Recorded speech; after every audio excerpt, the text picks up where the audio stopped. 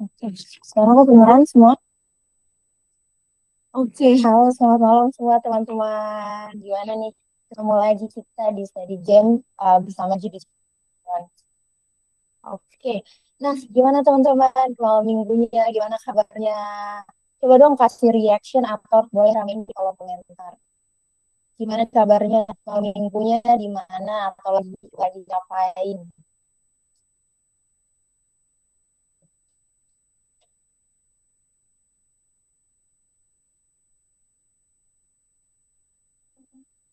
Sudah baik. Oke, yang lain gimana kabarnya?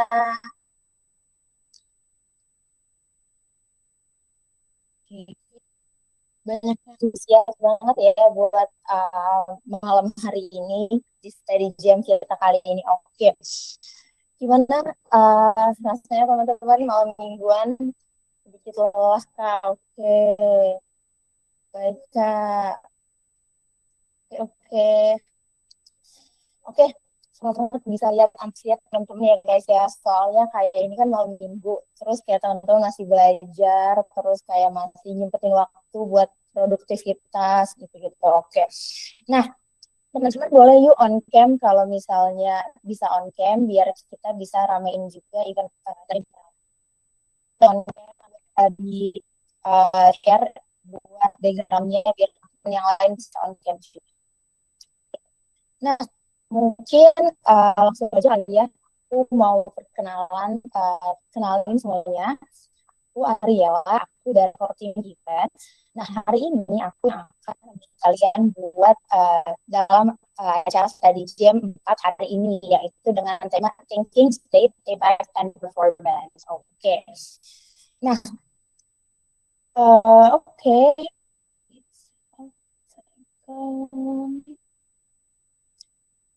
Ini semua.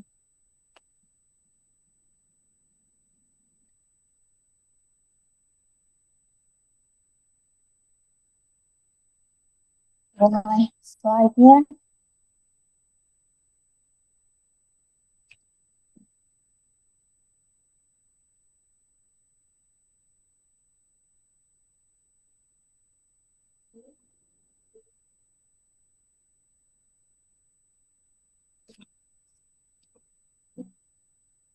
Nih, teman-teman, gimana siapa nih yang masih ingat nih hari ini kita akan bahas apa sih kira-kira?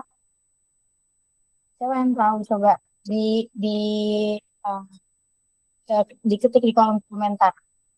Siapa yang masih ingat kita hari ini mau bahas apa?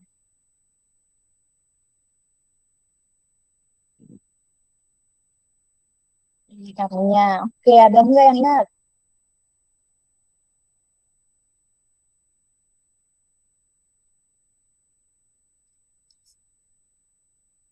Indikator front end nih guys. Atau ada yang lain? Atau kayak ada yang nyasar juga malah di sini? Ada lagi yang ingat kita mau bahas apa? Kakak. Oke, yang lain yang lain.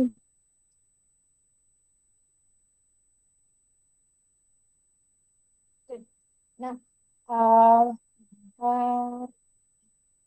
mungkin kakak ada yang bisa bantu share screen.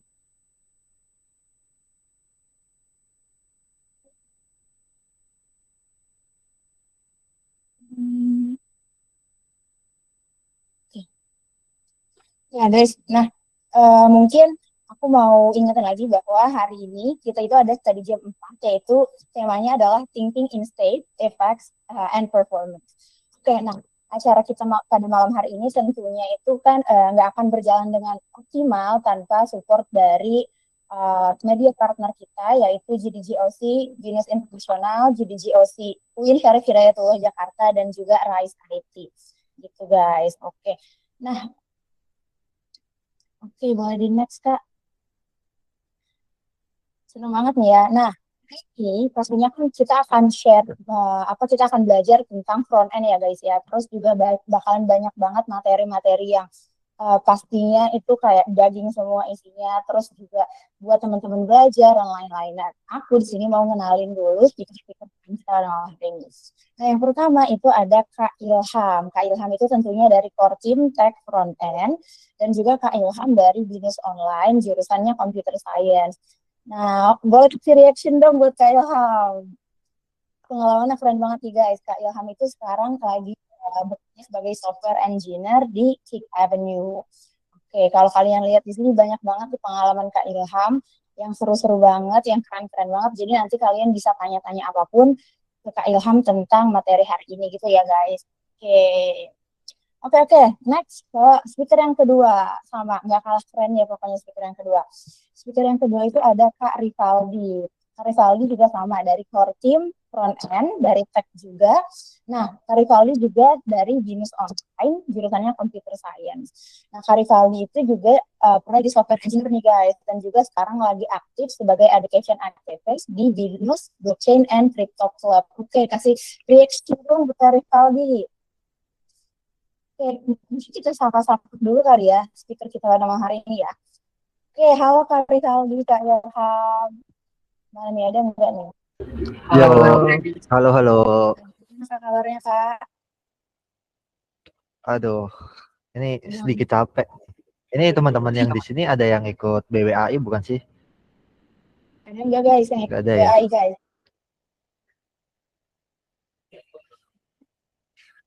Oh, Bang Sarah ikut. Siapa lagi yang ikut? Oke, oke guys, mungkin hmm, beberapa lama lagi kali ya. Jadi ini nanti akan ada dua pemaparan materi dan akan dilanjutkan dengan Q&A. Jadi buat teman-teman yang sekiranya selama materi itu punya pertanyaan, boleh banget di notes dulu dan nanti juga akan di-share link slide-nya buat teman-teman bisa kirim pertanyaan di situ dan tentunya nanti kita ada Q&A diskusi-diskusi sama speaker-speaker kita.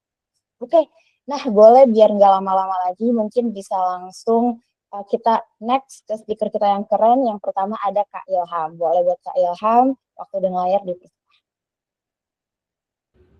Yo, oke. Sebelumnya terima kasih Kak Ariela ya. Mungkin aku izin share screen juga.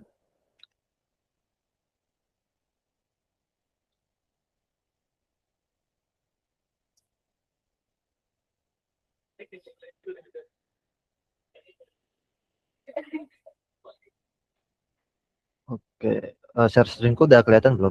Oh, oke, udah ya. Sudah Kak, sudah.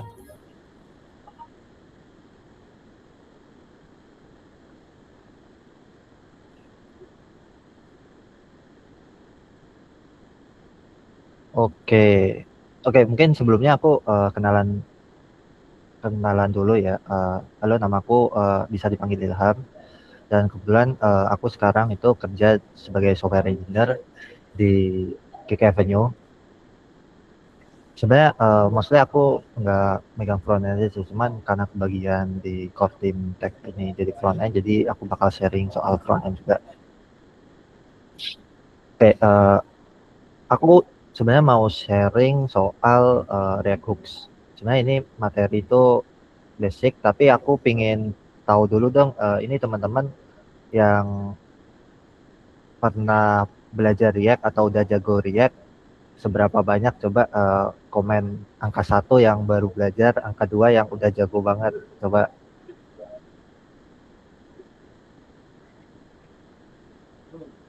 satu-satu, oke.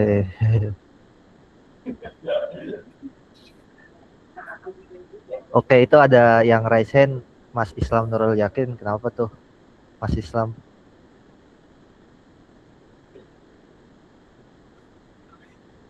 Oh, nggak jadi ya? Mau ngomong satu, oke. Mau ngomong satu, boleh. Oke, aku langsung aja ke slide selanjutnya. Oke, ini pertanyaan receh aja sih sebenarnya. React itu sebenarnya library atau framework sih?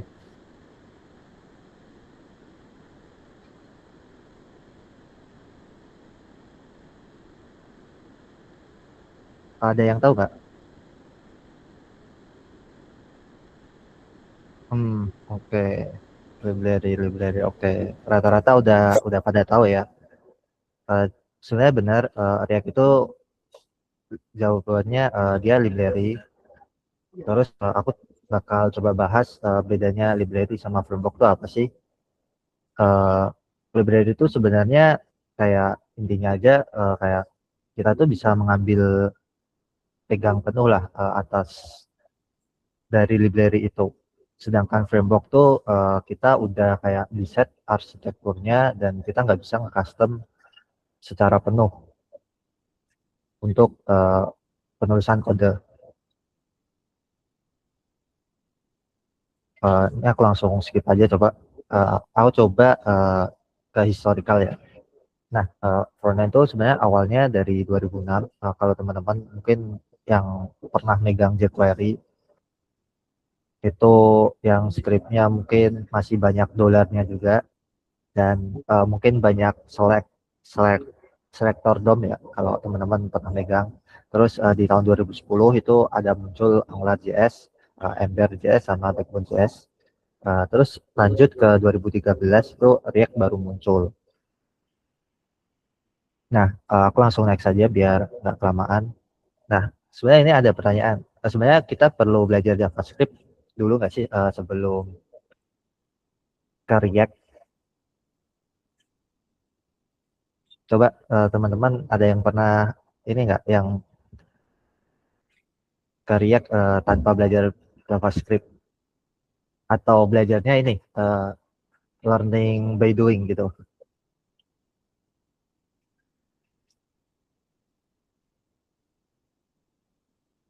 JavaScript menurutku perlu. Oke. Sebenarnya perlu enggaknya tuh menurutku itu tergantung dari orangnya. Jujur dulu aku tuh belajar React juga langsung hajar ke React gak, tanpa belajar JavaScript. Tapi gara-gara di React perlu kita paham JavaScript juga, jadi kayak jadi keseret lah buat paham JavaScript fundamentalnya. Tapi kalau mau better buat apa flow belajarnya, disaranin buat belajar JavaScript fundamental dulu. Soalnya banyak sintak-sintak JavaScript murni yang bisa digunain di React.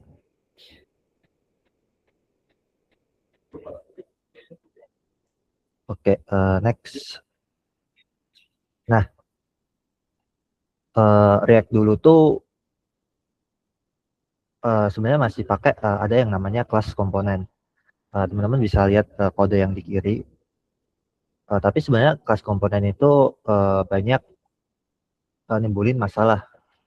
Pertama yang boilerplate-nya itu yang terlalu banyak, yang mungkin bikin orang yang mau belajar tuh bingung dia mau pakai kiblat yang mana gitu istilahnya.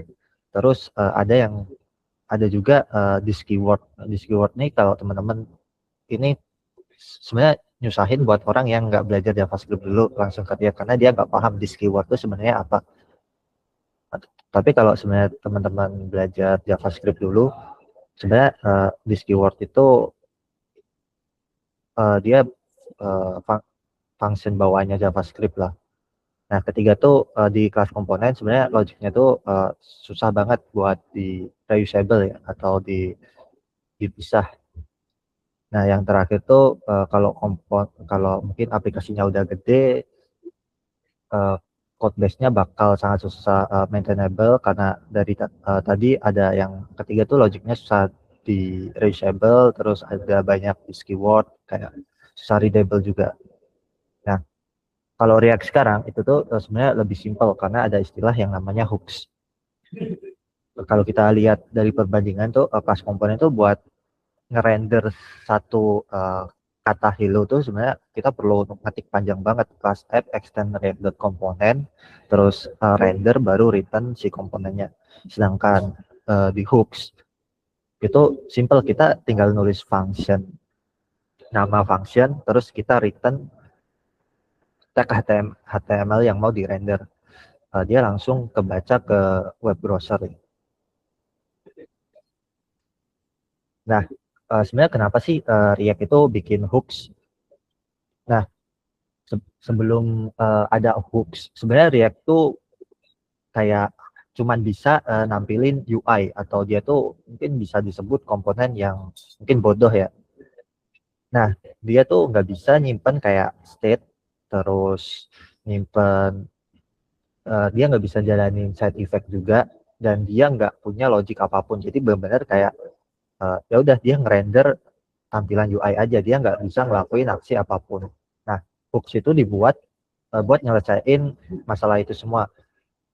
Hooks itu bisa dipakai ulang, jadi komponen bisa lebih gampang dipahami, sama kita nggak perlu pakai kelas komponen. Nah, jadinya komponen yang tadi awalnya kita anggap bodoh itu sekarang jadi powerful. Nah, eh, setelah ini aku bakal bahas hooks yang pertama. Pertama itu ada namanya useState. Nah, kenapa sih React itu butuh state? Nah, tapi sebelum ke useState-nya, aku mau ngasih tahu kalau state itu sesederhananya kayak data yang bisa berubah di dalam komponen kalian. Uh, jadi mirip kayak variabel, tapi ini khusus untuk React. Jadi ketika data itu berubah, tampilan itu tuh juga bakal berubah. Nah, contoh ada kode di React ini. Sebenarnya kalau kita nggak belajar React, kode ini tuh sebenarnya fine-fine aja. Kita bikin variabel count dengan nilai 0, terus aku mau nambahin nilai count-nya jadi count plus 1. Jadi dia bisa increment plus 1 ketika aku klik terus. Tapi masalahnya kalau kita jalanin di konsol log itu, kalau kita cek di browser, count itu jumlahnya increment atau jalan dengan normal lah fungsi yang kita buat. Tapi tampilan di UI-nya itu dia nggak berubah. Kenapa? Nah, karena React itu sebenarnya butuh re-render untuk mengupdate tampilan UI-nya. Nah, makanya itu di React itu butuh yang namanya useState. useState sendiri itu dia nge-return 2 array destructuring. Yang pertama itu value-nya. Mungkin kalau di JavaScript vanilla itu disebut kayak getter. Yang kedua, dia nge-return sebuah function atau mungkin setternya untuk men-set sebuah value atau nilai. Nah, di useState itu dia juga nerima sebuah param initial state lah. Initial state ini sendiri sebenarnya kayak dia bisa diisi tipe data apapun, bahkan untuk undefined atau function nge-return nilai itu sebenarnya bisa dikasih ke dalam state ini. Nah, beda sama yang kiri, kan tadi aku bilang tiap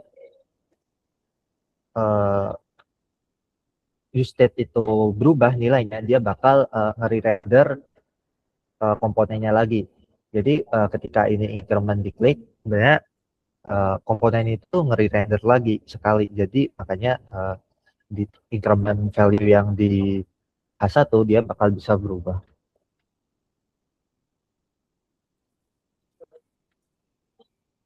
Oke, useState ini sebenarnya bisa dipakai buat banyak hal, nggak cuman enter. Kayak ini contoh, mungkin kalau teman-teman pernah lihat di web itu ada toggle dark mode. Itu sebenarnya dia basicnya pakai useState juga. Terus ada mungkin buat nampilin modal atau drawer atau pop-up semacamnya, itu sebenarnya pakai useState juga. Jadi apapun yang buat UI jadi interaktif dengan kondisional itu sebenarnya bisa dikasih sama useState. Nah, di sini ada contoh penggunaan kayak di form input, itu kita bisa pakai mungkin name sama set name. Terus toggle dark mode kita bisa pakai dark mode dan set dark mode. Terus ada modal pop-up sama drop down, like button, itu sebenarnya sama. Ini tipenya tuh dia tetap kebolehan karena dia kondisional untuk true atau false. Nah, ngomong useState nih, aku ada challenge. Misal aku punya sebuah useState nilai awalnya 0, tapi aku punya function yang ngeset ngeset value-nya itu double. Kira-kira hasilnya berapa ya yang ditampilin ya? Kalau ada yang bisa jawab nggak?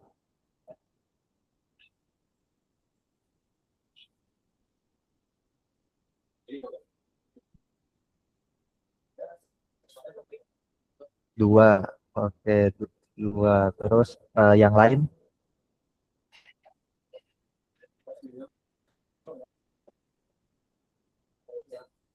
Oke, nggak ada ya. Oke, langsung aja aku kasih tahu jawabannya. Hasilnya tuh ini sebenarnya satu. Yang hasilnya dua itu yang harus pakai callback bawaan dari function si useState itu sendiri. Jadi si useState itu dia sebenarnya punya callback. Mungkin biasanya isinya istilahnya previous value ya. Previous value dari current value state itu sendiri. Nah, ini kenapa hasilnya bisa satu? Karena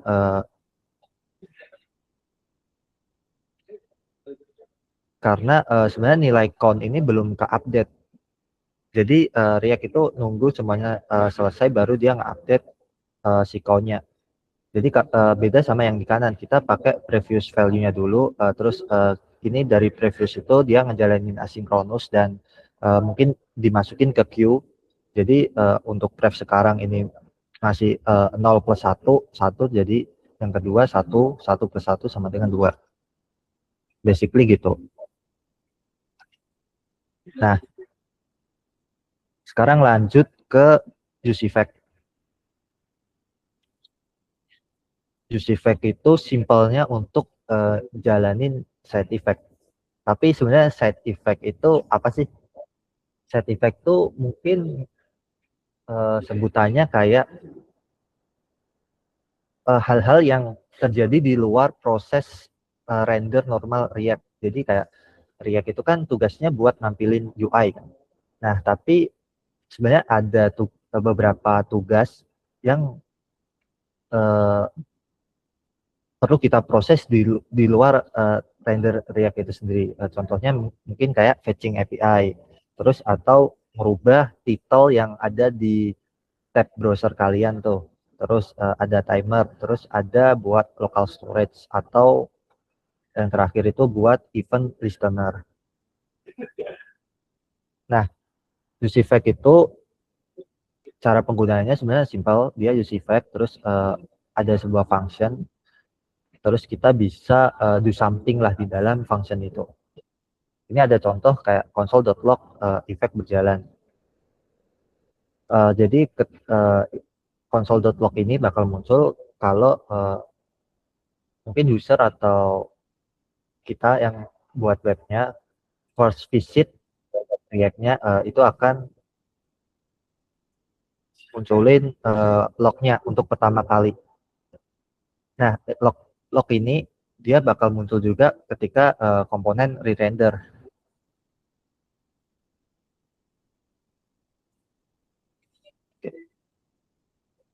Oke, lanjut. Nah, di use effect itu ada yang namanya dependensi. Yang pertama kita bahas yang tanpa dependensi kayak contoh tadi. Nah, kalau kita buat use effect tanpa dependensi, artinya ketika ada render dari komponen itu, misal kita tadi buat komponen counter. Nah, di dalam counter itu kita kasih use effect. Nah, tiap kita klik button increment yang tadi, use effect ini bakal kejalan terus karena basically kalau kita menulis use effect tanpa dependensi, dia akan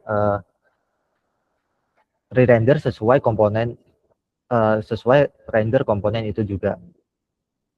Nah, yang kedua dependensi array. Dependensi array itu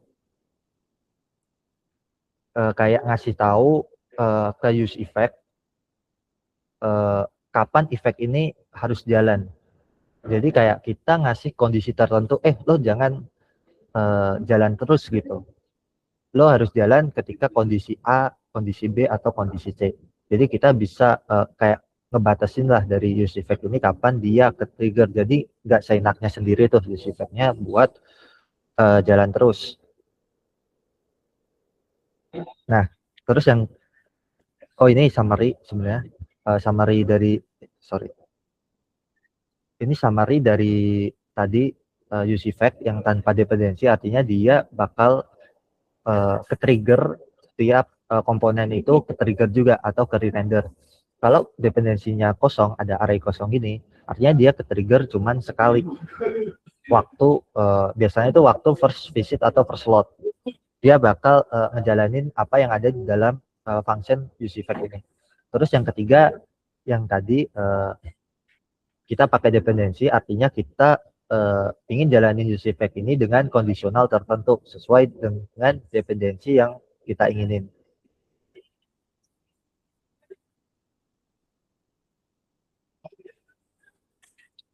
Nah, di use effect itu sebenarnya ada sering terjadi masalah, yaitu namanya infinite loop.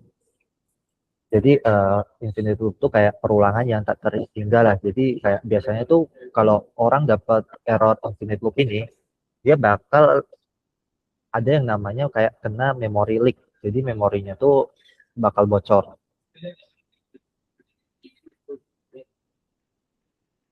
Nah, kenapa ini bisa jadi infinite loop? Karena waktu state berubah, komponen kan tadi kan basically ketika function dari setter useState itu jalan, komponen itu re-render.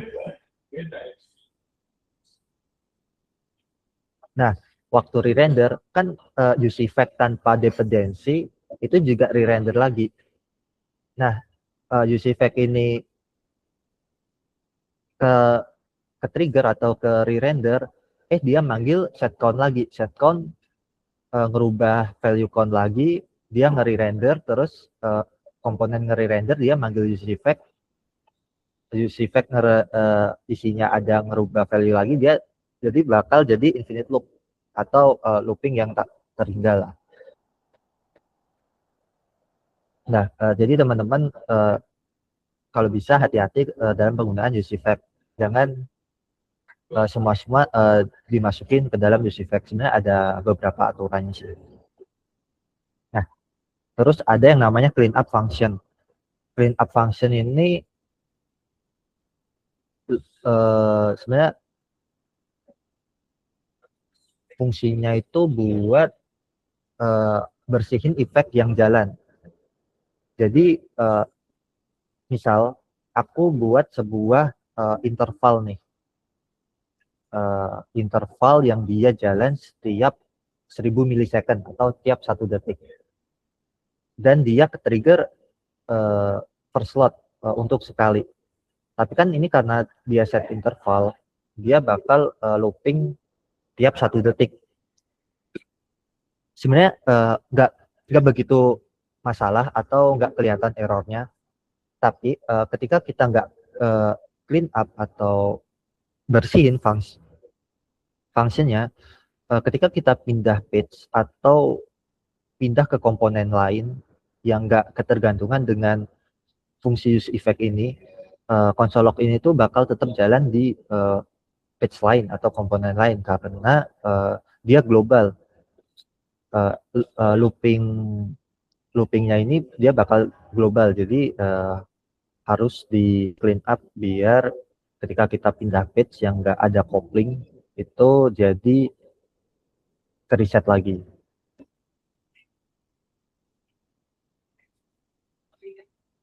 Nah, ini ada sedikit ringkasan tadi untuk use effect. Jadi pertama, use effect itu untuk jalanin side effect yang nggak bisa dilakuin sama UI render dari React. Terus effect itu berjalan setelah render. Terus dependensi itu nentuin kondisi kapan effect itu jalan. Terus untuk dependensi array kosong itu bakal selalu jalan untuk first visit atau first load page. Dan yang terakhir clean up, ini tuh buat ngebersihin mungkin sisa-sisa function yang jalan terus biar bersih fungsinya.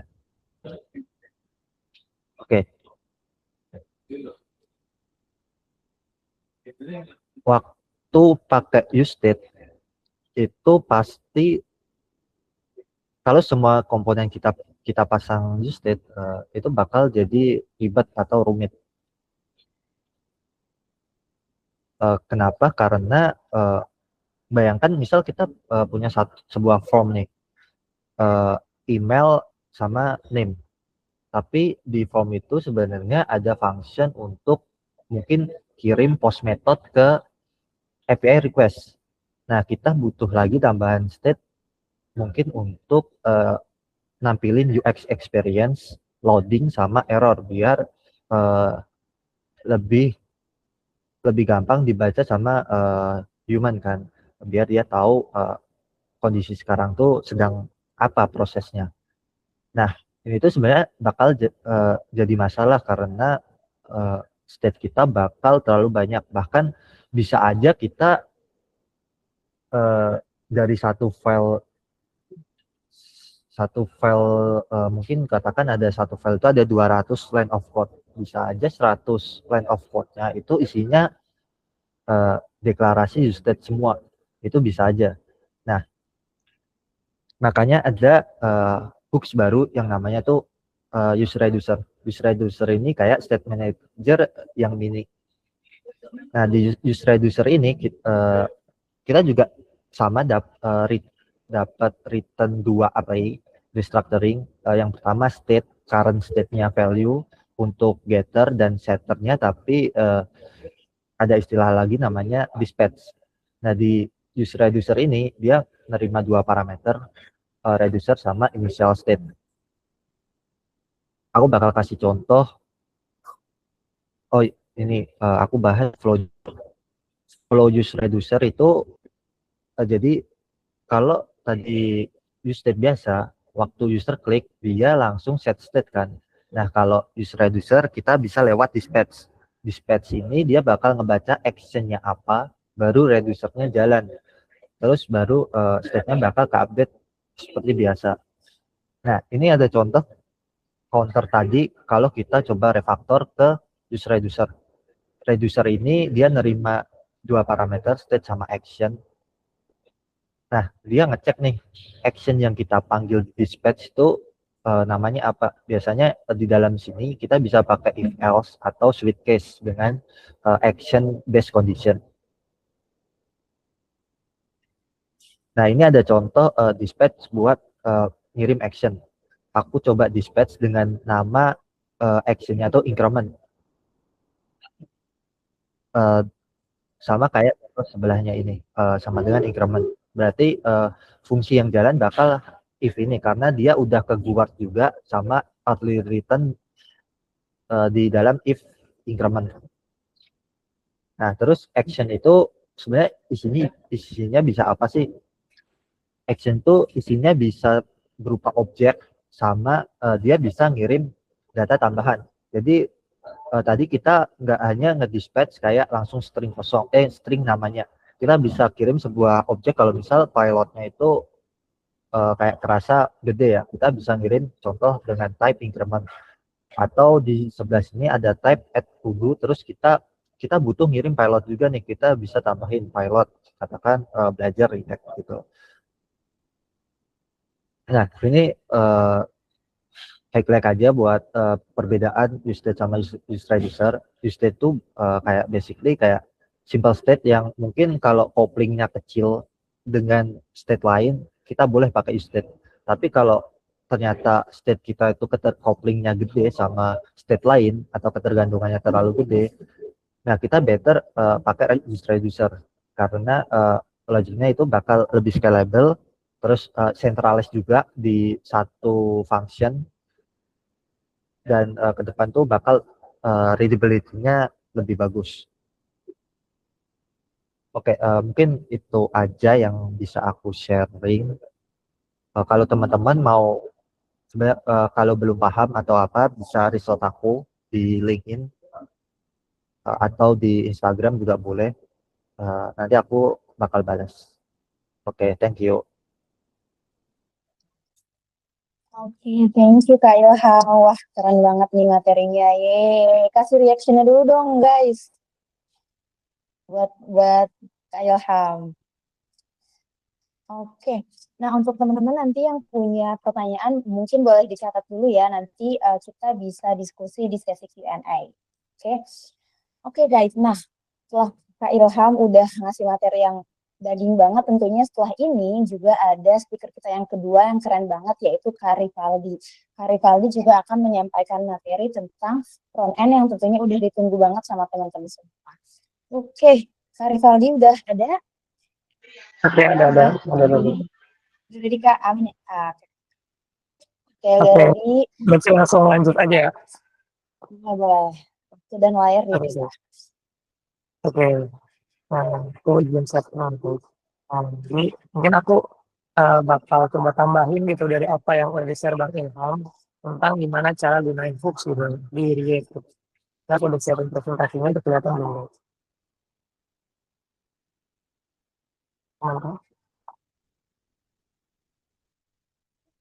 Teman-teman, aman guys, presentasi. Oke, terus suaranya gitu. Ada apa? Ke atasnya sekarang lagi.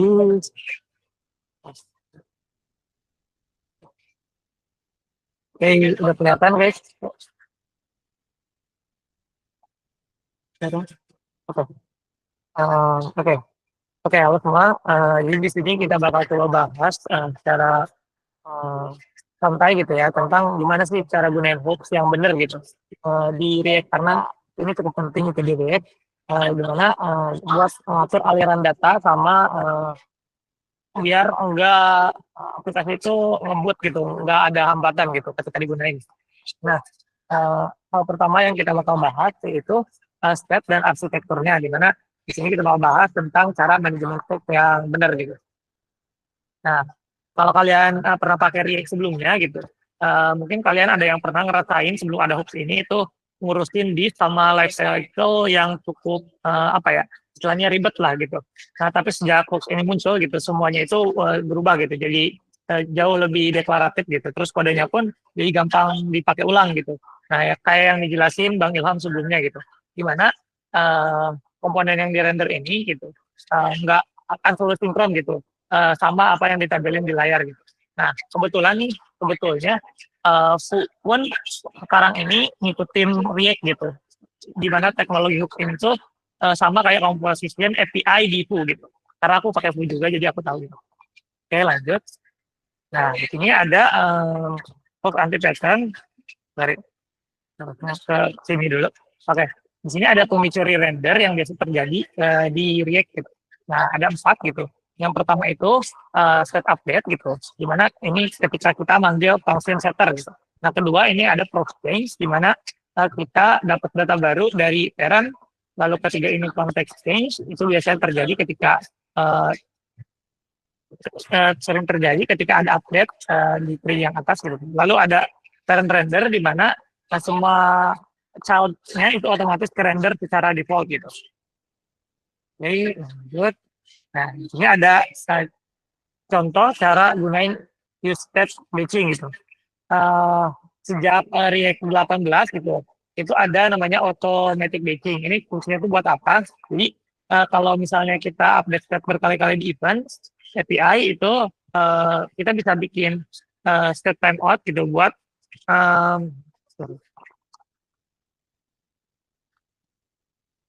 di React 18 pembaruan step ini berturut-turut di dalam event handler timeout atau promise akan dikelompokkan baik secara otomatis gitu. Jadi ada fungsi buat automatic batching gitu.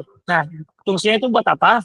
Fungsinya adalah yang pertama itu mengurangi jumlah render komponen, terus kedua itu meningkatkan performa aplikasi secara signifikan gitu biar nggak lambat aplikasinya. Terus kita bisa gunakan update function jika state baru ya bergantung pada state sebelumnya gitu. Jadi kayak reuse gitulah. Nah, di sini ada contoh kodenya gitu. Contoh kode buat gunain auto batching ini. Oke, lanjut. Nah, di sini ada perbedaan gitu. Use state sama use reducer gitu. Perbedaannya bisa kalian lihat di sini. Kalau misalnya useSet itu dia primitif gitu. Ada string yang berbulenan. Kalau list reducer itu cukup kompleks gitu. Dia ada unspoken object, array of object. Terus di sini ada transition state. Itu biasanya langsung bisa spellingnya. Yang kalau di list reducer itu menggunakan action dan dispatch. Terus kalau misalnya di useSet itu kita ada di dalam komponen, kalau sedangkan di list reducer itu terpusat di fungsi komponen luarnya gitu. Nah, terus cara debuggingnya ini lebih sederhana. Kalau yang ini lebih mudah karena terdeklarasinya spesifik gitu untuk tiap list reducernya. Nah, terus di sini aku mau bahas juga tentang prop drilling. Di prop drilling itu kejadian yang Nah, prop drilling ini terjadi ketika kita harus meneruskan data melalui banyak komponen perantara yang sebenarnya tidak membutuhkan data tersebut. Nah, biasanya ini akan berpengaruh untuk mengurangi reliability code gitu. Terus membuat komponen perantaranya itu terikat, jadi saling terikat untuk satu komponen ke komponen lainnya ketergantungan dengan prop yang tidak relevan. Terus yang ketiga itu menyulitkan refactoring komponen di masa depan gitu untuk orang-orang atau programmer selanjutnya yang meneruskan code base kita. Terus di sini solusinya itu yaitu global state, di mana kita bisa pakai beberapa beberapa hal ini, misal Context API itu bawaan React gitu, bagus untuk data yang jarang berubah. Misalnya tema user login gitu, karena tema kan nggak berubah-ubah biasanya. Terus dapat memicu re-render, tapi kalau misalnya digunain dengan tidak benar gitu. Terus di sini ada Justin itu library eksternal ya, yang cukup sering digunain di React gitu. Yang dimana dia minimalis sama modern, tidak memerlukan boilerplate kompleks dan mencegah unnecessary re-render. Nah, terus di sini ada re-reduce toolkit, itu standar industri untuk aplikasi berskala besar yang memberikan arsitektur step yang cukup ketat gitu, dan alat debugging gitu buat manajemen state ini gitu. Tadi kita udah bahas manajemen state, mungkin kita bahas selanjutnya yaitu hook anti-pattern. Tadi kelewat. Jadi hook anti-pattern yang pengen aku bahas ada 3, yaitu yang pertama itu state load gitu, dimana terlalu banyak step yang mentah, terus jadi kalkulasi rendernya tuh terus-terusan gitu, daripada dia tuh membuat step baru gitu. Terus di sini ada effect abuse, terlalu banyak menggunakan use effect tadi kayak yang Bang Ilham jelasin gitu untuk segala hal, termasuk derivasi data atau trigger event manual. Ini jangan dilakuin guys. Terus ada premature option gitu, itu berlebihan menggunakan memo, use callback dan use memo sebelum adanya itu bottleneck gitu di sistemnya. Jadi digunakan memo terus, use callback terus gitu, itu juga tidak baik. Oke, kita lanjut ke bagian 2, itu dimana kita bakal bahas custom hook dan threads gitu. Ini cara mendesain custom hook yang baik, yaitu yang pertama fokus menyelesaikan satu masalah di single responsibility gitu. Yang kedua itu menyembunyikan kompleksitas logik. Yang ketiga memiliki API return yang jelas. Jadi API return value-nya itu harus dijelasin di awal gitu. Terus di sini kalau yang contoh burusnya itu terlalu generik atau multi-purpose, terus terikat dengan antar UI tertentu. Yang ketiga terlalu banyak logic aja tersembunyi. Artinya apa? Artinya itu ya tadi tidak single responsibility gitu. Karena kalau nggak gitu custom hook-nya jadi banyak function gitu. Jadi function monster lah istilahnya kalau di konsol. Nah, di sini ada coba studi kasus gitu untuk penggunaan use counter gitu. Di sini use counter itu manfaatnya itu untuk logika step ya dapat direplikasi di banyak komponen. Terus komponen antar muka menjadi sangat ringkas. Terus logika menjadi independen sehingga mudah untuk dites. Mungkin nanti kalau misalnya tab stop kita contohnya, tapi karena ini pasca di game mungkin aku lihatin dulu gitu ya contoh code-nya gitu. Contoh code-nya kayak gini guys, terus manfaatnya. Jadi terus kita lanjut ke selanjutnya yaitu ada useSet versus useRed. Nah ini kondisi yang cukup penting gitu. UseSet itu khusus buat data yang kelihatan Jadi dia pasti selalu micu re-render tadi gitu ketika diupdate. Nah kalau Ustream itu ibarat wadah yang mutable di belakang layar gitu. Kalian bisa mengubah datanya di dalamnya tanpa sama sekali gitu memicu re-render. Jadi di sini ada uset, ada useref gitu. Tapi menggunakan uset berlebihan pun sebetulnya nggak baik juga. Oke, di sini perbedaan ini uset itu menyimpan UI step gitu, data yang terlihat, terus Ustream itu mutable container atau data di belakang layar. Siklus rendernya itu memicu re-render setiap kali data di-update. Nah, kalau yang ini, Ustream itu dia nggak bakal re-render terus gitu untuk Ustream. Terus di sini ada cara ngakses datanya, dia diakses langsung melalui variable set. Terus yang Ustream itu lewat properti concurrent gitu. Nah, terus sifat datanya yang ini immutable atau nggak bisa diubah-ubah gitu. Nanti bisa setiap fungsi filter. Terus ya kalau yang ini immutable dapat diubah langsung nilainya. Oke. Nah, di sini kapan sih kita harus menggunakan Ustream? Yang pertama itu dalam akses secara manual itu kita fokus input ukur tinggi lebar elemen atau interaksi kanvasnya gitu. Jadi ketika gunain DOM gitu. Nah, terus di sini ada buat timers dan interval penggunaannya itu nyimpen referensi ID dari suatu set time out gitu. Dia atau set interval agar di clear gitu tanpa re-render ulang gitu. Oke. Yang ketiga itu ada previous set yaitu mengingat nilai lama untuk dibandingkan dengan re-render yang sekarang berjalan. Oke, selanjutnya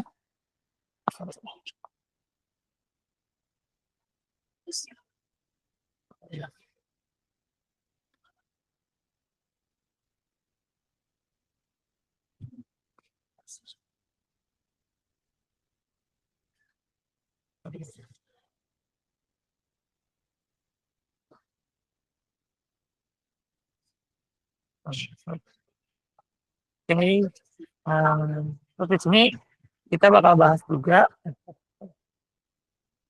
proses.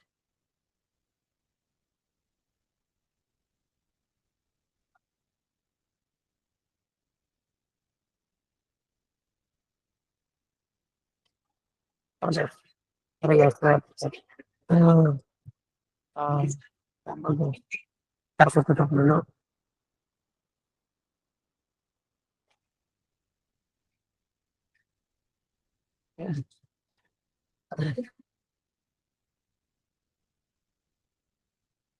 Oke.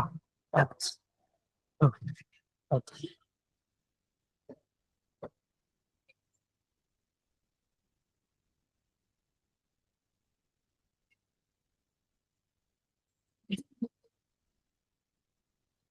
Ya, oke.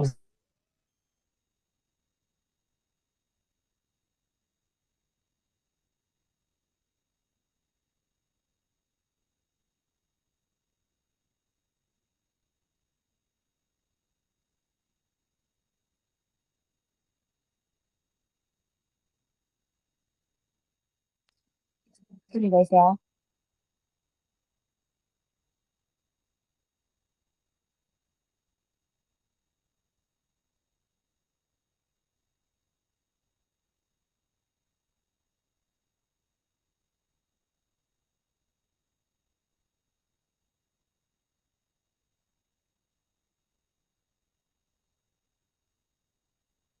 Halo, halo.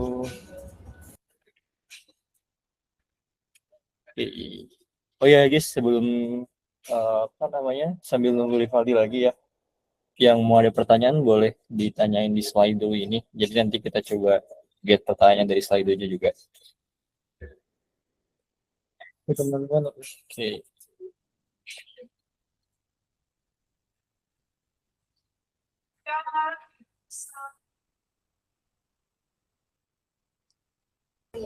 Kita sini pertanyaan doang ya. Yes, betul. Sesuai dong. Ya. Oke, gimana nih teman-teman? Masih semangat kan sambil nunggu Kak Rivaldi? Tuh, gimana Kak Dia, Pak? Apa namanya? Materinya apakah seru hari ini? Dari teman-teman gimana kira-kira? Ada dagingnya nggak? Kayaknya tadi aku lihat juga banyak banget dagingnya walau sebentar ya. Jadi gimana Kayak dong? Kasih reactionnya dong. kasih reaction dong, boleh dong. Feelingnya apa, perasaannya apa untuk acara hari ini? Menggebu-gebu, bercinta-cinta, atau gimana? Ayo dong teman-teman Oke, boleh diramein semuanya atau boleh gimana nih yang tadi materinya. oke. Dalam komen. Itu reaction bapak-bapak banget ya. Oke, oke, Cocok oke. banget. Nggak ada reaction lain gitu.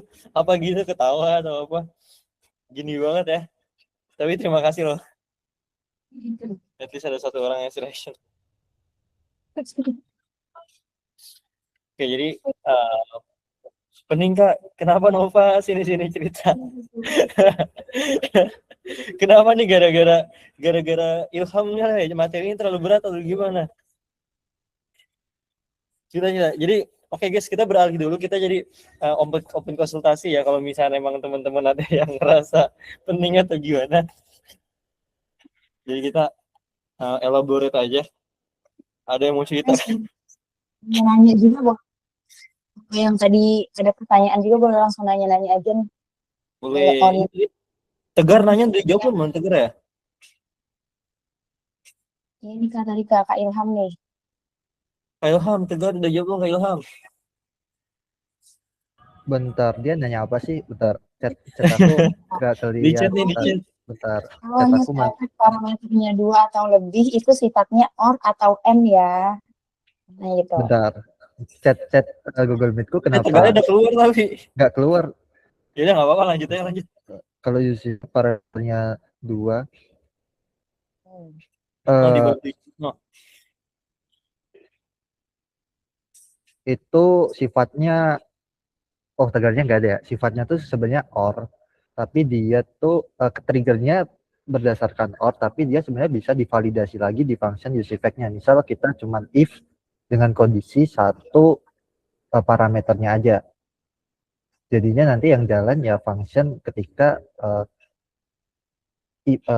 parameter satu yang berubah gitu. Tapi sifatnya OR ya. Jadi ketika kita masang dua parameter, terus ada parameter satu yang ke-trigger atau parameter dua ke-trigger, bahkan nggak dua-duanya, nggak perlu dua-duanya, berarti efek itu tetap jalan. Jadi basically OR. Bener tuh, dari Bang Wilfers tuh, bener tuh 100 buat Bang. oh, gini. Biar seru ya. Sebentar, aku pengen ngecek dulu. Oke, biar seru ya. Bang Wilfers nih, bisa nggak jelasin ulang atau enggak jelasin, mungkin ada yang mau tambahin detailnya, nanti kalau bisa kita kasih hadiah. Bener banget tuh. Iya, ayo Nanti kita dari tunggu. core team bisa catet tuh. Betul. Nih kalau misalkan tadi apa namanya kan, Mas Ilham udah jawab ya. Kalau misalkan pengen ngulangin atau nggak pengen nambahin, nanti kita dapat hadiah. Kan biasanya yang jawab ini kan speaker, kita pengen kali pesertanya dong yang jawab, karena kita tahu pesertanya juga punya ahli-ahli yang bagus nih. Ayo gimana Mas Wilfers?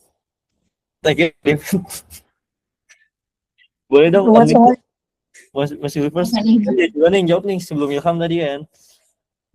nggak boleh sama Pak. Ya, tambah penuh. Mas Wilfers, halo. Kabur ya tiba-tiba nih. Masih ada di sini Mas Wilfers. Kita tunggu ya sampai subuh pun kita tungguin ya. Gimana Mas Wilfers? Oh, lagi di kantor. Boleh, diketik aja, kita tunggu ya. Katanya Mas Wilfers pengen ngetik guys. Kita tunggu jawaban Mas Wilfers. Kalau misalnya jawabannya benar dan tervalidasi oleh Mas Ilham, kita kayak dia. Oke, kita sambil nunggu. Aku pengen ngobrol-ngobrol dulu nih, mungkin sama Ariela ya. Ariela, jadi aku pengen cerita dikit aja sih. Jadi sebelum acara hari ini kita ada acara offline ya. Game Good Eye, tapi dan kalian stalking Instagram kita di Josion, itu ada postingan kita bisa ngelakuin info session dan juga hackathon juga gitu. Tapi itu offline, jadi ya mungkin event offline selanjutnya. Jadi kita tunggu aja. Nah, sedikit lah nanti ada yang mirip tag atau mungkin di tag sport gimana. Kalau ada bisa jadi sama kayak yang BPI Jabodetabek. tadi cukup ramai ya, ada mungkin lebih dari 100. Aku lupa, nggak tahu detail gimana, tapi pendaftarnya kemarin 200 sekian sih. Jadi stay tune aja ke acara-acara berikutnya gitu. Guys, keren banget tuh acaranya guys. Aku hari ini ada acara jadi nggak bisa ikut nih. Oh, sedih banget. Waduh. Emang adalah tinggal di mana domisili? Aku di Tangerang. Siapa yang udah deket ya Alfred?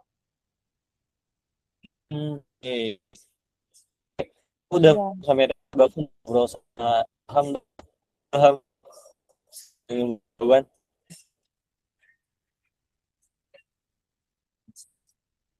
Ayo, Mil.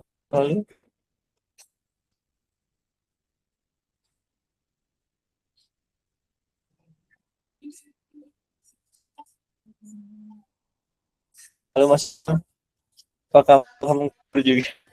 Oh iya, halo, gimana? Oke, Mas Ilham, ini agak gagal lagi ternyata. Mas Ilham mau Iya, nanya dong, tadi kan udah pengen mati ya beberapa ya. Aku pengen nanya sih, apakah dengan adanya vibe coding dan dunia kita perlu paham materi itu atau enggak? Kira-kira kalau misalnya vibe coding kan apa tadi itu? Kita bahas tentang library, framework, apalah dan sebagainya. Kan kalau misalnya pakai vibe coding kan ya udah tinggal ketik aja kan prompting. Apa yang kita pelajarin itu? Itu menurut orang awam mungkin. Apakah kita perlu paham itu atau enggak nih? Kayak ya ngapain aku juga di sini, sia-sia nggak sih? Mending aku tinggal prompting aja lebih enak. nah sebenarnya fundamental itu tetap perlu. Justru itu yang bikin menurutku gap antara orang yang beneran bisa sama enggak. Dengan gap itu tuh justru bikin yang bikin AI itu bikin gap itu semakin jauh, orang itu beneran paham atau enggak. Dengan orang yang paham fundamental, dia tiap nge-prompt, mungkin dia nge-prompt juga, tapi resultnya bakal beda karena dia paham mungkin pertama dari konteks apa yang pingin buat. Kayak misal kalau kita nggak tahu istilah misal fetching API, nggak mungkin dong kita asal nge-prompt terus nanti fetching API-nya pakai apa gitu. Kita nggak bisa ngevalidasi. Justru kalau kita nggak tahu apa-apa asal vibe coding, justru nanti malah jadi kayak vibe debugging lama-kelamaan. Sih. Oh berarti emang fundamental perlu ya, walaupun emang ada vibe coding ya.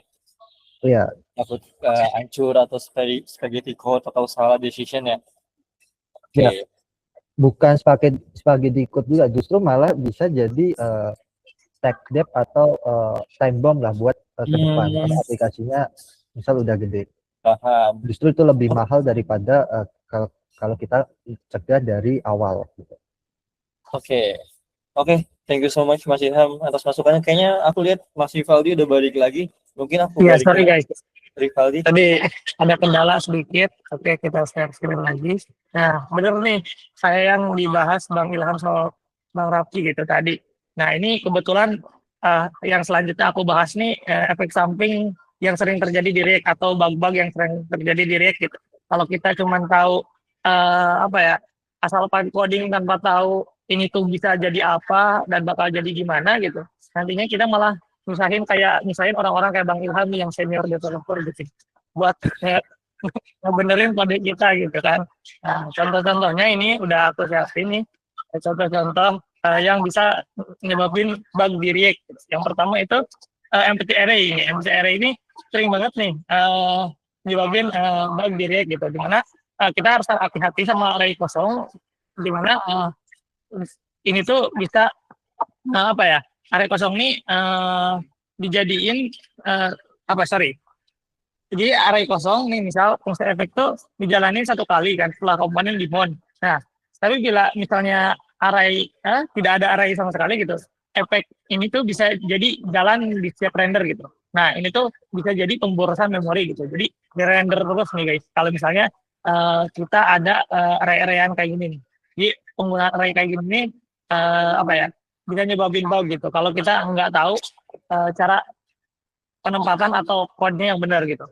Nah, terus di sini yang sering nyebabin bug selanjutnya juga itu kita menggunain menggunain use effect gitu. Gimana si use effect ini sering banget nih. Nah, kondisinya di mana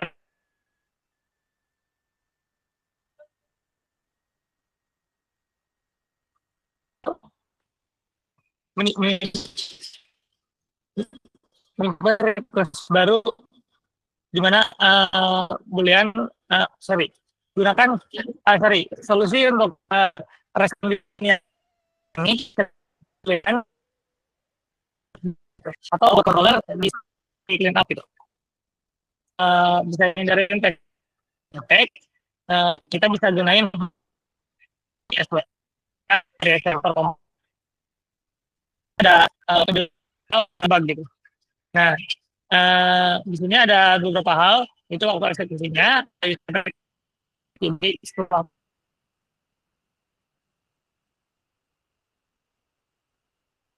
layar dia tuh nggak nunggu dulu gitu yang sebelumnya jalan gitu. Nah kalau yang ini itu sinkronus, dimana dia pas sudah ya dijalanin gitu. Ini bagus. Terus di sini ya.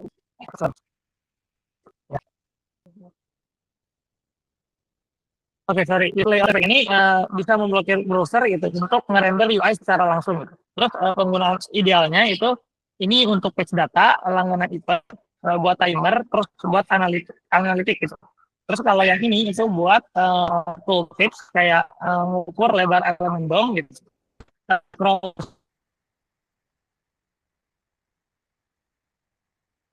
Position nanti di layar gitu, position di layar.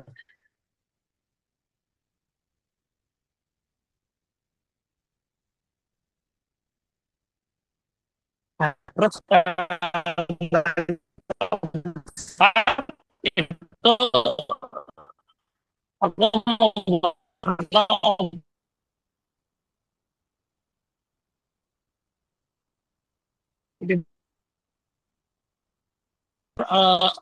workload gitu.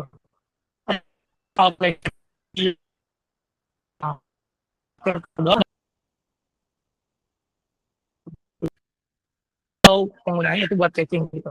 Itu mendeteksi kalkulasi algoritma dia bisa digunakan untuk nyimpen cache di mana nyimpen ketika dibutuhkan gitu enggak kalkulasi berat tadi itu. Contoh penggunaannya itu kayak gini misal di sini kita ngitung suatu angka gitu mungkin rumusnya banyak gitu. Nah itu bisa gunain use memo itu buat nyimpen terus nanti disimpan di cache gitu buat digunain ulang. Nah use memo itu hanya memanfaatkan time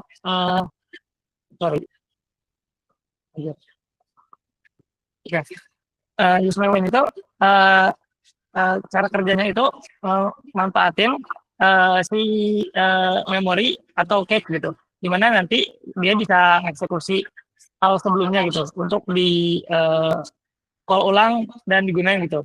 Jadi fungsinya itu ya buat caching. Nah, terus di sini ada hal selanjutnya itu untuk optimasi itu ada use callback. Sebenarnya use callback ini bisa nyiptain fungsi baru gitu. Yang bisa jadi jangkar dari fungsi tersebut gitu untuk menjamin referential equality antar fungsi di beda render cycle. Terus ini bisa digunakan juga buat callback properti ke React child komponennya gitu. Terus untuk melindungi use effect dari perubahan tak terbatas atau infinite looping gitu akibat array dependency. Gitu.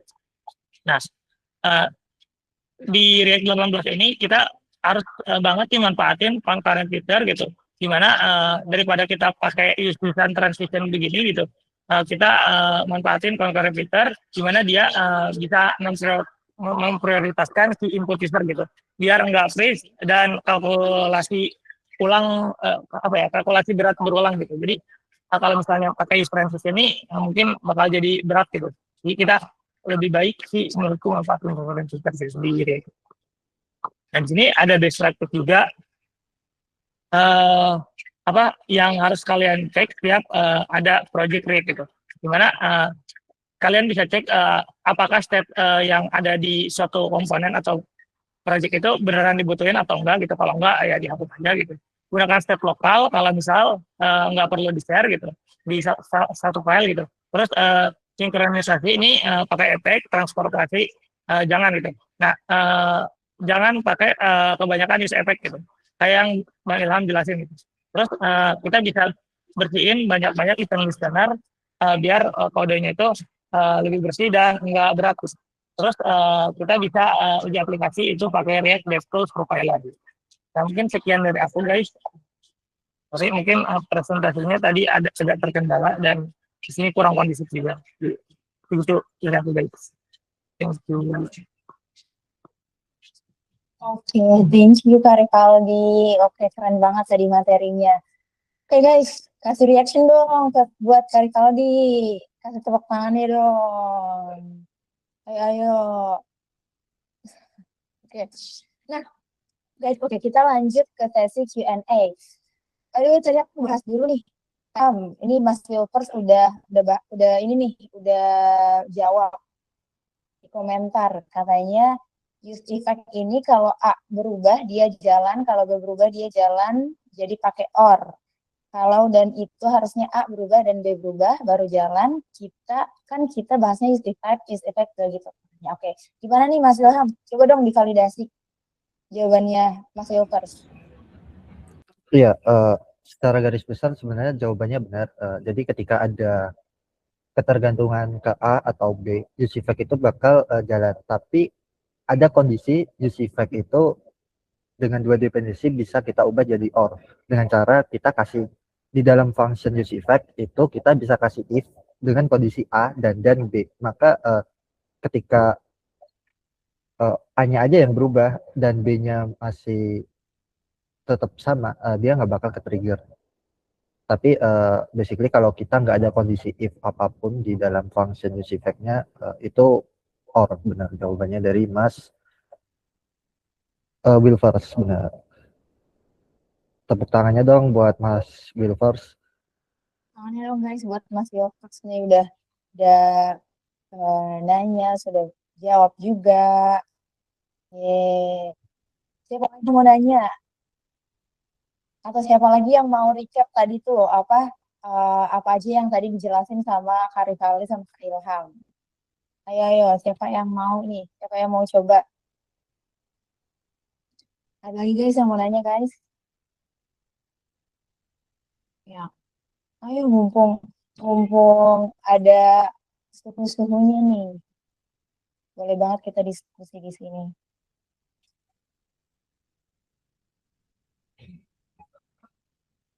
Lagi yang mau nanya? Ini Kak, kayaknya pada malu-malu nih apa gimana nih? Gak ada yang mau nanya nih. Oke, ini ada pertanyaan dari Bang Wilvers lagi nih. Lebih recommended apa WebSocket atau server side event? Kalau dari aku jujur lebih recommended dari SSE, server side event ya, daripada WebSocket. Karena WebSocket itu kayak menurutku dia cara yang lama atau kuno gitu, tradisional.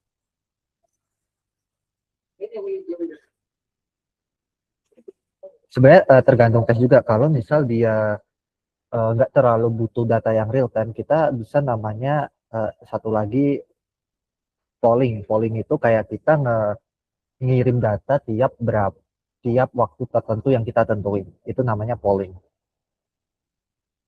SSO satu arah tapi oh berarti ini tergantung dari case-nya dari Bang Wilvers itu apa dulu.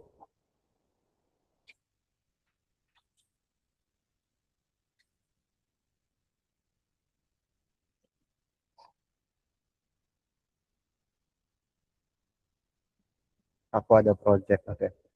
Cerita. Kalau bisa on mic aja Bang, nggak apa-apa. Ya, lagi. Ya, kan kayak Kalau misal mau cerita projectnya secara mungkin panjang ya, cukup panjang. Aku boleh ini bantu jawab juga mungkin. Nah, kalau misalnya apa WebSocket sama SSE itu bagus mana tergantung nggak sih? Kayak karena kalau Iya. WebSocket itu biasanya digunain buat yang interaksi dua arah betul karena Mas Wilpers nih SSE itu satu arah gitu. Misalnya kita kayak buat fitur chatting ya pakainya WebSocket gitu, jangan SSE gitu. Terus calling kayak Bang Ilham nih tadi bilang itu juga case-nya beda lagi. Itu mungkin kalau polling tuh kalau di aku tuh buat data reporting sih biasanya. Dia ngambil data, di pooling, terus disimpan di cache. Jadi ketika nanti misalnya datanya lagi dibutuhin, itu apa? Dari si datanya itu selalu disimpan di cache gitu. Jadi ketika dibutuhin itu selalu cepat gitu. Tapi dari data 1 jam sebelumnya. Jadi ada data terakhir diambil pada waktu sekian gitu. Nah itu biasa aku pakai pooling gitu di servernya. Nah mungkin ya tergantung juga sih. Kalau misalnya real time chat itu menurutku bagusnya pakainya WebSocket gitu. Itu menurut pendapatku aja gitu ya.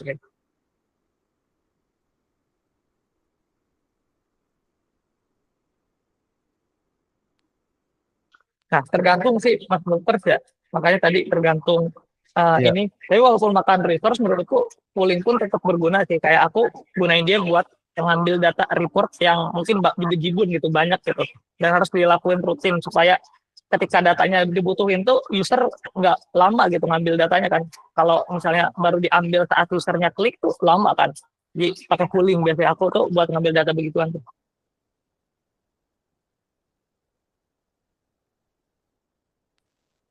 Oke. Ada lagi yang mau tanyain nggak Mas Kelvin nih?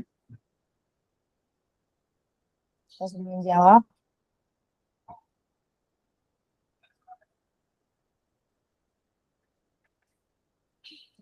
Nah, kan tadi katanya Mas Wilfried lagi ada project, mungkin nanti boleh juga kalau misalnya Iya.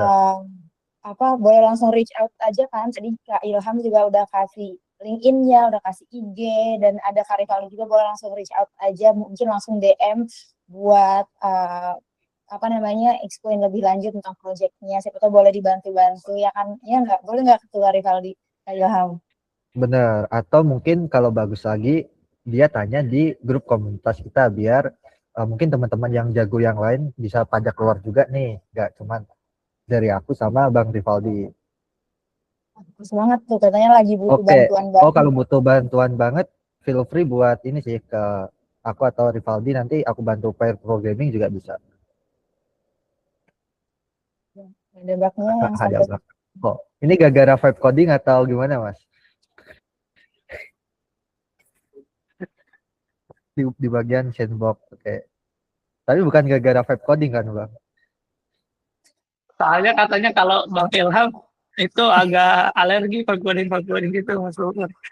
Eh, enggak, kan ada istilah ini, buat buat produk 0 ke 1 tuh gampang, yang susah tuh nge-maintainnya. Biar nggak kebanyakan tech debt sama jadi bom waktu ke depan. Karena bom waktu itu sebenarnya cost-nya lebih mahal daripada vibe coding itu sendiri. Dan yang nge-resolve-nya tuh Bang Ilham, capek juga kan Bang Ilham kan. Enggak. Yang resolve ini intern aja. Aku mah yang nyuruh-nyuruh aja. Nah, bener tuh di WhatsApp grup tuh biar nanti sepuh-sepuh yang lain bisa pada keluar juga tuh. Tapi kalau emang proyeknya kayak privat gitu, mungkin nanti bisa resort ke salah satu orang aja sih, gak apa-apa. Oke, berarti ini produk internal gitu ya. Bang Wilson kalau mau ngobrol, ini aja, on mic aja Bang, jangan by chat. Lagi di kantor katanya tadi dia. Oh, lagi di kantor. Mantap banget malamingan masih di kantor. Ada lagi enggak nih yang mau nanya, mumpung bisa diskusi di sini guys. Siapa tahu yang punya project-project bisa langsung dibantu juga nih. Ya, ada masuk kok di grup.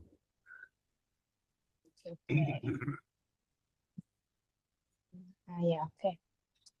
Oke, gak ada lagi yang mau nanya guys. Alright.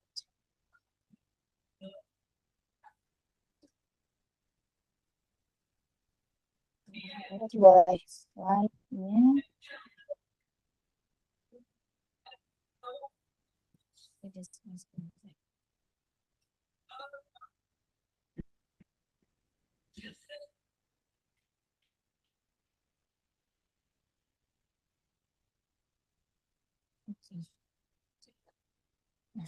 Itu udah kelihatan ya. Nah, next, ternyata most active member kita hari ini itu ada Mas Filters. Yeay, boleh kasih reaction dong yang lain. Keren banget ya, hari ini udah udah diskusi, udah dapat materi, bisa nanti juga konsultasi projectnya, dan juga dapat most active member yang tentunya nanti ada apresiasi dari juri. Dan nanti Mas Wilford boleh langsung reach out ke IG-nya Jogja Sugian ya. Oke, nanti bisa langsung reach out aja, nanti dibahas. Oke. Nah, next, mungkin nah guys, thank you banget buat acara pada malam hari ini. Gokil sih, seru-seru. Kalian juga antusias banget, padahal ini malam minggu tapi masih tetap produktif. Apalagi masih ada yang di kantor, masih ada yang habis acara, masih ada yang di luar, mungkin ada yang di rumah. Terus semangat banget buat belajar. Karena kalian seru banget sih guys. Nah, sebelum menutup acara pada malam hari ini, aku mau ucapin thanks to our media partners buat supportnya, yaitu GDGLC Binus Internasional, GDGLC Event Syarif Hidayatullah, dan juga Rise IT. Oke, mungkin dan aku juga mau ngingetin lagi bahwa minggu depan itu dari GDGOC Beyond masih ada satu lagi tentang front end, which is nanti di situ akan ada hands on. Kita ada tech talk di tanggal 6 hari Sabtu di jam 7 sampai jam 9 juga, dan tentunya dengan materi-materi yang nggak kalah keren daripada malam hari ini, dan ada juga hands on-nya guys. Jadi tenang aja, nanti kita akan ngorek-ngorek kupas supaya banget daging-dagingnya. Oke, boleh. Mungkin sekian dari aku. Mungkin sebelumnya kita bisa dokumentasi dulu ya, ya. Oke. Mungkin kakak seperti AM boleh dibantu nih buat dokumentasi.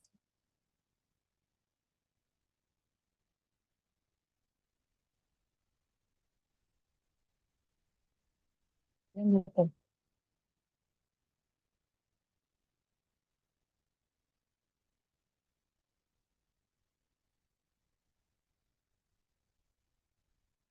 Oke guys, nah, ayo jangan lupa on cam di sini udah di share nih virtual background-nya.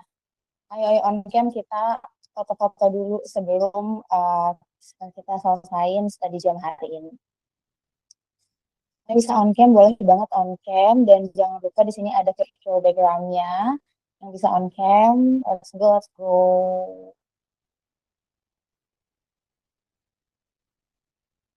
Lagi nih yang masih belum on cam nih.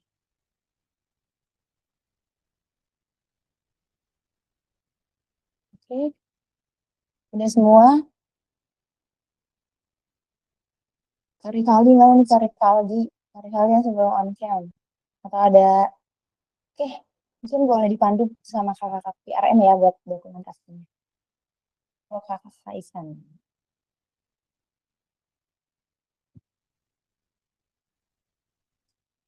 Oke, udah semua?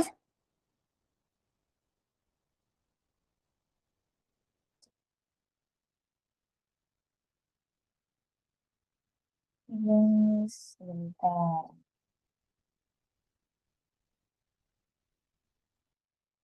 Ini tinggal lagi yang belum on cam.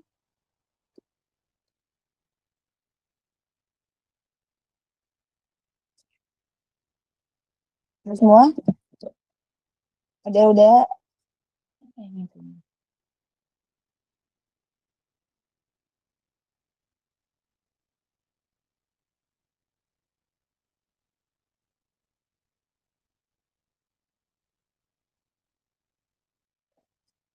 Sebentar ya guys ya.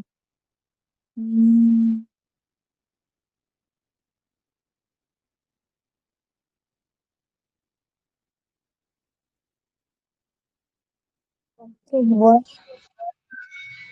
Ini, ayo kok, udah siap semua ya? Iya. Ayo boleh lihat screenshot. Boleh gaya terbaiknya teman-teman. Yuk, 3, 2.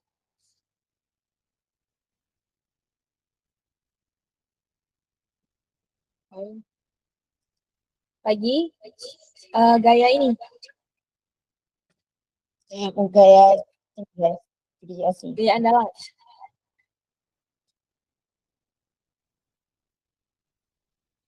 Boleh barang terdekat dari kalian. Nggak bisa ada terdekat kalian. Boleh.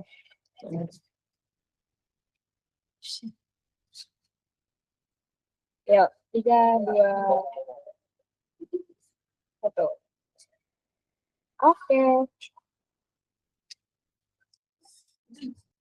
Karena kita udah foto-foto, thank you banget semua buat yang udah join hari ini, yang udah antusias banget sama study jam 4 hari ini di acara-acara selanjutnya di Jawa Sidon.